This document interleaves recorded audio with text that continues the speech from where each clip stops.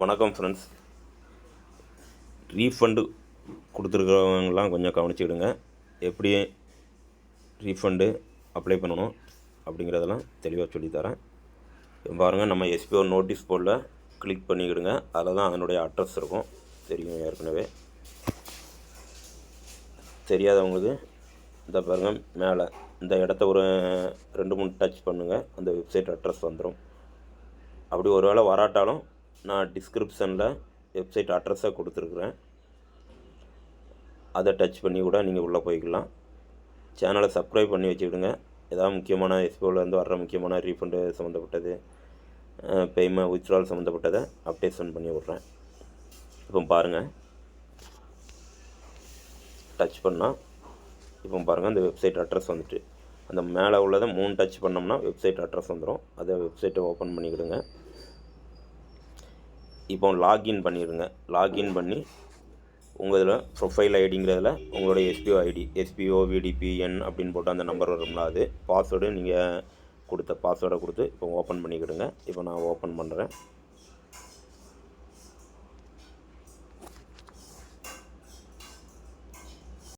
Okay friends, நம்ம open பண்ணிட்டோம்னா இதேமாதிரி 4 ஆப்ஷன் காட்டுது பாருங்கள். 4 ஆப்ஷன் இருக்குது. இது நம்ம ஃபார்ம் ஃபில் பண்ண பிறகு அப்லோட் பண்ண வேண்டியது. இது டவுன்லோட் அக்ரிமெண்ட். இந்த டவுன்லோட் அக்ரிமெண்ட் இருக்குது பாருங்கள், இதை கிளிக் பண்ணுங்கள். கிளிக் பண்ணோம்னா இதில் உள்ள டெர்ம்ஸ் அண்ட் கண்டிஷன்லாம் படித்து பார்த்துடுங்க. அப்லோட் அக்ரிமெண்ட் பண்ணணும். Filled agreement copy submit. After submitting நம்ம ரீஃபண்டு சம்மந்தமாக மெயில் எதுவுமே அவங்களுக்கு அனுப்ப வேண்டாம். வேறு எந்த ப்ரூஃபுமே அவங்களுக்கு அனுப்ப வேண்டியதில்லை. நம்மளுடைய ஐடியை ஓப்பன் பண்ணி எல்லாம் இது பண்ணால் போதும். இந்த கீழே இருக்குது பாருங்கள், download your agreement. Download your agreement இருக்குது பாருங்கள், அதை கிளிக் பண்ணுங்கள்.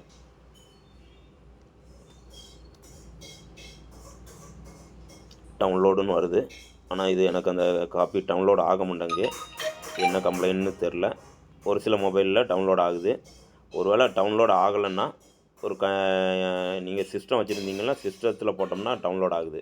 மொபைலில் டவுன்லோட் ஆகலை. அதுக்குரிய ரீசன் என்னன்னு தெரில. சிஸ்டத்தில் போட்டோம்னா டவுன்லோட் ஆகுது. டவுன்லோட் ஆன பிறகு அதனுடைய காப்பி எப்படி இருக்கும் அப்படிங்கிறத காமிக்கிறேன். அதுக்கு ஃபார்மை டவுன்லோட் பண்ணிட்டு லாக் அவுட் கொடுத்துருங்க. பாருங்கள், ஃபார்ம் டவுன்லோட் பண்ணோம்னா இந்த மாதிரி தான் மாடலில் இருக்கும். 2 பேஜஸ் இருக்கும். இதில் ஃபஸ்ட்டு உங்களுடைய நேமு, அதுக்கு எஸ்பிஓ ஐடியில் எஸ்பிஓ விடிபி அப்படி இப்படின்னு போட்டிருப்போம்ல, அந்த இது அட்ரஸில் உங்களுடைய வீட்டு அட்ரஸு, டிஸ்ட்ரிக்ட்டு, பின்கோடு இதெல்லாம் போட்டுருங்க. அடுத்தாப்புல அதில் பிஏஎன் பேன் கார்டு கேட்டிருக்காங்க. பேன் கார்டு இந்த இடத்துல பேன் கார்டு டைப் பண்ணிடுங்க. அது கேபிட்டல் லெட்டரில் இருக்கும். அதை கரெக்டாக இது பண்ணிடுங்க. சரிங்களா?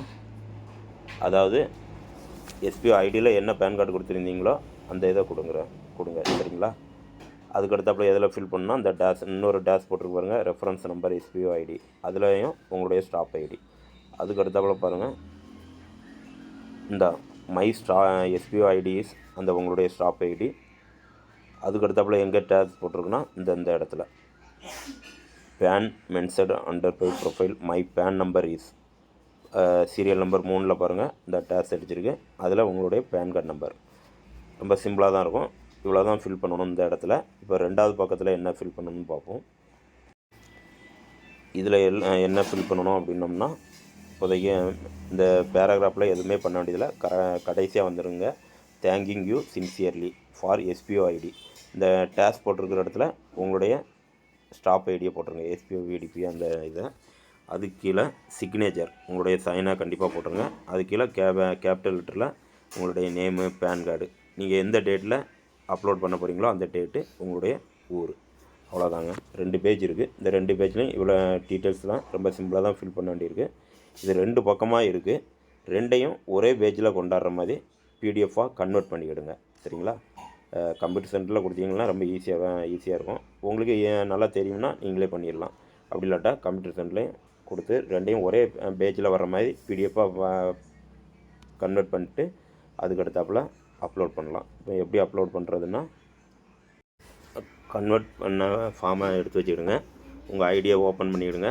இதில் அப்லோட் யுவர் அக்ரிமெண்ட் ப்ரூஃப்னு இருக்குது பாருங்கள், ஃபஸ்ட் ஆப்ஷன் அதை கிளிக் பண்ணுங்கள். கிளிக் பண்ணியாச்சு. உங்களுடைய நேம் போட்டு இருக்கும், உங்களுடைய ஸ்டாஃப் ஐடி போட்டு இருக்கும், உங்களுடைய இமெயில் ஐடியும் அதில் இருக்கும். இதில் வந்து கடைசியாக சூஸ் யுவர் ஃபைல்னு இருக்குது பார்த்தீங்களா, இதை கிளிக் பண்ணிங்கன்னா நீங்கள் கேலரியில் சேவ் பண்ணி வச்சுருக்கிறது. சரிங்களா, கேலரியில் சேவ் பண்ணி வச்சுருப்பீங்க. எதில் சேவ் பண்ணி வச்சுருக்கீங்களோ அதில் இருந்து அப்லோட் பண்ணிவிட்டு சப்மிட்னு கொடுத்துருங்க.